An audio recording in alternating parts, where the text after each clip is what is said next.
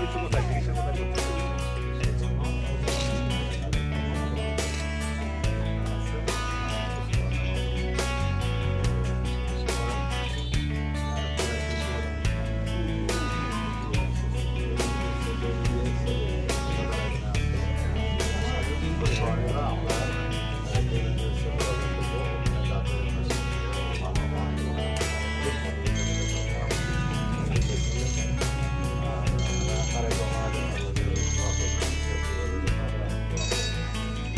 আপনাদের সন্তান আপনাদের দায়িত্ব, আপনার সবসময় আপনাদের প্রশ্ন লাগবে।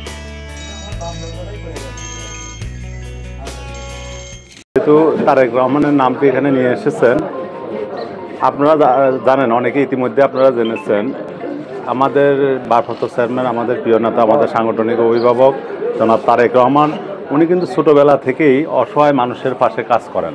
সেটা নীরবে করতেন, সেটা কখনো মিডিয়া আসতো না। বিভিন্ন এতিমখানা, দুস্থ মানুষের মাঝে এবং কি আপনার অসুস্থ মানুষদের সেবা করা, এটা ওনাদের একটা নেশায় পরিণত। উনি ছোটোবেলা থেকে এই কাজটি করতেন, যেটা পদ্মার অন্তরালে থাকতো, কখনো এটা আপনি মিডিয়াতে আসতো না। বাংলাদেশ জাতীয়তাবাদী যুবদল শুধু রাজপথে নয়, মানবিক কাজে দেশনায়ক তারেক রহমানের নির্দেশে যে কোনো মানবিক কাজে আমরা সবসময় ইনশাল্লাহ বাংলাদেশের মানুষের পাশে আমাদের জীবন দশায় আমরা থাকতে চাই ইনশাল্লাহ। আমাকে অনুদান দেওয়ার জন্য তারেক রহমানকে ধন্যবাদ। আমি আমাকে এই অনুদান দেওয়ার জন্য দল থেকে, আর তারা যেন নেতৃত্বে আল্লাহর রহমত এই বাংলাদেশে যেন তারা সুফলাফলি করে।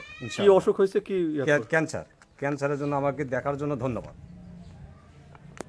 তারেক রহমানের জন্য আমি দোয়া চাই, তারেক রহমান সুস্থ থাক, তার জন্য আমি খুশি, খুব দোয়া করি।